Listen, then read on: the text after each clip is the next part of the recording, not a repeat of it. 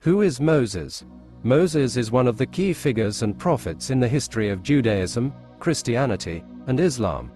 Moses first appears in the Jewish Hebrew Bible as the first significant prophet of the Jewish God Yahweh and leader of Yahweh's people. The Hebrew Bible was adapted by Christians into the Christian Old Testament, so Moses becomes an important figure in Christianity later. However, Moses' origins are Jewish, so to best understand the context of Moses' story, the Hebrew Bible is the best place to start. The Torah, the first 5 books of the Hebrew Bible, tell the story of Moses' birth, being raised by Egyptians, leading the Israelites out of slavery, and establishing the first laws and structure for the Israelite religion and society. Who is Moses? Moses is one of the key figures and prophets in the history of Judaism, Christianity, and Islam. Moses first appears in the Jewish Hebrew Bible as the first significant prophet of the Jewish God Yahweh and leader of Yahweh's people. The Hebrew Bible was adapted by Christians into the Christian Old Testament, so Moses becomes an important figure in Christianity later. However, Moses' origins are Jewish, so to best understand the context of Moses' story, the Hebrew Bible is the best place to start.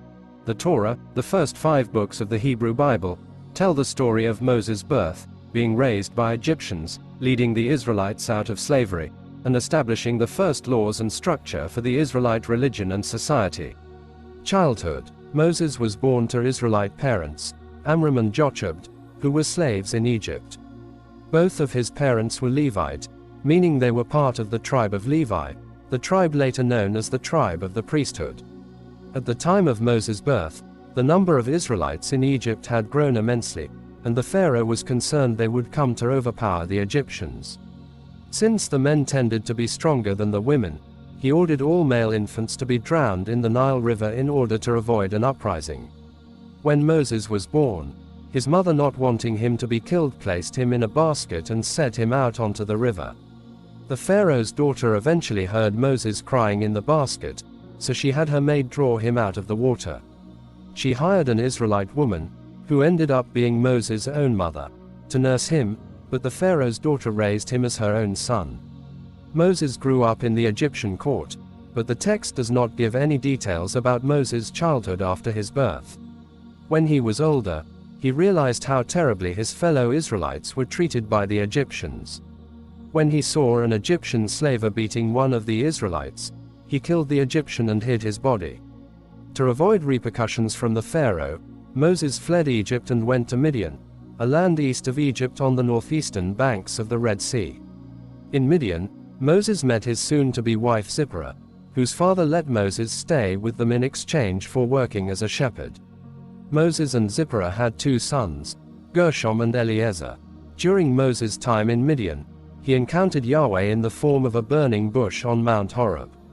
Yahweh frequently appeared in pillars of fire in the Torah, and this story is no different. In the story, Yahweh appeared in a bush that was on fire but never burned up. This story functioned as Moses' prophetic call, and Yahweh told him he would lead the Israelites out of slavery. On the way back to Egypt with his family, Moses' brother Aaron, who later became the first Israelite priest, met them. According to the book of Exodus, Moses exiled himself in Midian for 40 years before returning to Egypt. Upon his return to Egypt, Moses went to the Pharaoh to tell him to let the Israelites go, as Yahweh had commanded. However, Yahweh would harden Pharaoh's heart, so he could not release them, Exodus 7:3, NRSV, seemingly as a way to demonstrate Yahweh's power. Because of this, there were 10 plagues sent to Egypt sequentially in an effort to convince the Pharaoh to release the Israelites. The plagues included events such as the Nile River turning to blood, the killing all of the Egyptians' livestock, and the appearance of locusts that devoured Egyptian plants. The final plague was the killing of all firstborn sons. The Israelites protected themselves from this by spreading lamb's blood on the doorways to ensure they were passed over. Lamb's blood was known as a symbol of sacrifice and acted as a marker to let the angel of death know not to stop there. The Pharaoh's son was killed during this plague, so he finally decided to release the Israelites. However, as they left, The Pharaoh changed his mind and decided to pursue them. The Pharaoh brought his army of chariots to pursue the Israelites as they walked on foot through the wilderness, already starting to regret leaving Egypt. When they reached the Red Sea, Yahweh commanded Moses to reach his hand over the waters to part the sea so the Israelites could walk through, then release the waters to drown the Egyptians who were pursuing them. This event was referred to as the Exodus, literally meaning the exit from Egypt. Mount Sinai. Moses was tasked with leading the Israelites to the promised land Yahweh had promised them, the land of Israel. For decades, the Israelites journeyed toward Israel and encountered many hardships, which Moses, enabled by Yahweh, remedied with miracles like getting water from a rock and providing bread from heaven. During their journey, they stopped at Mount Sinai, a mountain located on the southern Sinai Peninsula. At Mount Sinai. After leaving Mount Sinai, the Israelites continued their grueling journey towards Israel. Along the way, the Israelites were continually upset by the lack of food and water and the difficulties they faced. Yahweh told Moses to speak to a rock for water to flow from it, but instead, Moses disobeyed and struck the rock twice in frustration. Though water still flowed from the rock, Moses was told he would no longer be allowed to take the Israelites into Israel. While Moses later gets to see Israel from a mountain, he passes leadership of the group to Joshua. The book of Deuteronomy functions as Moses' farewell address before he dies at the age of 120. Moses then led him to Mount Sinai, where God gave Moses the 10 Commandments, as well as the other laws for right living. He also provided the blueprint for building a tabernacle. God was forming a holy nation prepared to live for and serve him. The 10 Commandments. Number 1, you shall have no other gods before me. Number 2, thou shalt not make unto thee any graven images. These laws were very important. The Israelites needed them to become a strong nation amid all the people around them who worshipped idols. We are pledging in these commandments our allegiance to be loyal, obedient and respect God. Number 3, thou shalt not take the name of the Lord thy God in vain. We don't like it if people call us bad names, do we? They are being disrespectful. God's name is holy and it must be used only in a reverent way. Some people take God's name in vain because others are doing it, and we find ourselves saying these words that dishonor God. It can take root in our hearts and mind and begin saying it and don't realize you did. Be careful, don't allow it to take root in your heart. Number 4, remember the Sabbath day and keep it holy. Back in the Old Testament, this meant they should not work on the Sabbath, but they carried it too far and wouldn't let people pick up something heavy. Jesus changed this and said we should keep the Sabbath day to worship, remember creation, and rest so we could serve God and others. Number 5, honor your father and mother. Honor means to love and respect them. When you honor your parents, you love and obey them because they are wiser. God wanted homes to be happy, so he made this an important rule. Number 6, thou shalt not kill. God wants us to protect human life. Number 7, thou shalt not commit adultery. This means husbands and wives should be faithful to one another. Number 8, thou shalt not steal. No one is permitted to take something that belongs to another. Not only is it God's law, but it is the basic law of the society we live in. Number 9, thou shalt not bear false witness. This means do not tell a lie. Do not tell stories that are untrue about people. When you tell a lie, you hurt yourself as well as others. Soon people will not trust what you say. Number 10, you shall not covet. Covet means to want something that belongs to someone else.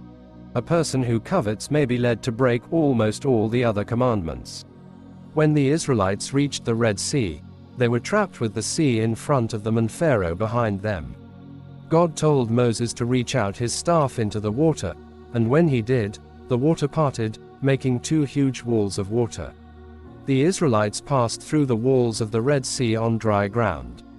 Pharaoh's army followed them into the sea, even though some of the Egyptians were afraid. When the Israelites had safely passed, God told Moses, stretch out your hand over the sea, that the water may flow back upon the Egyptians, upon their chariots and their horsemen. Not one of Pharaoh's army escaped. When the Israelites saw the soldiers lying dead on the seashore and the great power that the Lord had shown against Egypt, they feared the Lord. They believed in the Lord and in Moses, his servant, Exodus 14:30-31. During their 40-year journey from Egypt to Canaan, God revealed himself to Moses and his people many times. In the desert of Elim, God rained down bread from heaven, providing meat in the evening and bread in the morning when his people became tired and hungry, Exodus 16:4-8. God poured forth water from a rock in the desert when his people became thirsty, Exodus 17:6. The people met God at the foot of Mount Sinai when he appeared in a cloud of thunder to affirm the promise he made to Abraham. God continued to speak through Moses, giving him direction for civil and ceremonial law. While Moses communed with God for 40 days on Mount Sinai, God presented the 10 Commandments on stone tablets. Because Moses had been gone for so long, the people had grown restless. They built an altar and a golden calf, returning to the idolatry practiced in Egypt. When Moses descended the mountain and saw what they had done, he was so angry that he threw down and shattered the tablets. God was angry, too, and wanted to destroy the people. Moses convinced him not to. Moses burned the golden calf, and God instructed him to chisel 2 new stone tablets. Through God's divine inspiration, Moses authored the first 5 books of the Bible, the Pentateuch, which includes Genesis, Exodus, Leviticus, Numbers, and Deuteronomy.